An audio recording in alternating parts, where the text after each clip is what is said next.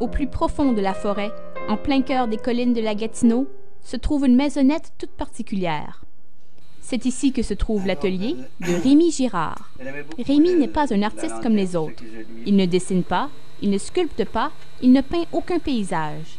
Son passe-temps, c'est le vitrail, ou plutôt le fitrail. Dans son atelier, Rémi se livre à un passe-temps assez inusité.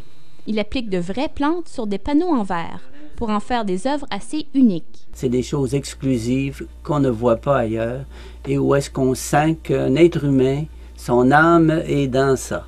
Et puis moi, c'est la définition pour moi d'un artiste. Rémi a d'ailleurs créé lui-même le mot fitrail, en combinant le mot grec phytos, qui signifie plante, et le mot vitrail. D'où lui est venue cette idée aussi originale? De la nature.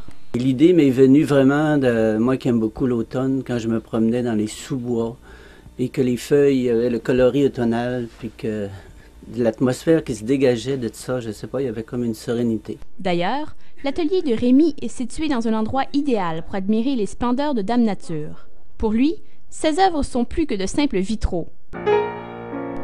Elles sont le prolongement de l'été. Rémi immortalise les fleurs, réinvente les flocons, fixe ce qui est éphémère. Et ça pourrait être très très joli ça, appliqué sur... Et le secret, c'est vraiment d'arriver à faire tenir ça et durer.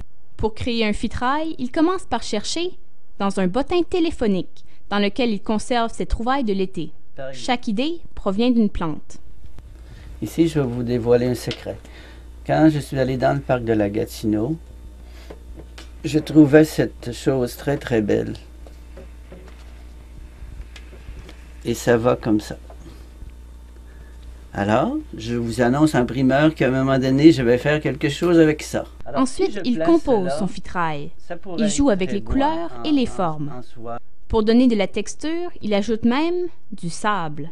Il peint ensuite les végétaux pour rendre leurs couleurs plus fidèles à ce qu'elles étaient avant qu'il ne les fasse sécher. Il fixe alors sa composition à l'aide d'une colle secrète de son invention. Il transforme des objets qu'il collectionne en œuvres d'art. Et ici, ce sont des fenêtres que j'ai achetées d'une artisane de ma chambre et que je me propose de faire. Rémi affirme d'ailleurs que ses œuvres sont le fruit d'un heureux accident.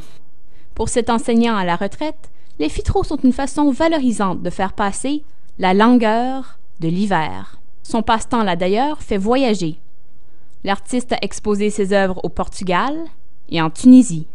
Avec l'hiver vient le froid, le gris, le manque de lumière.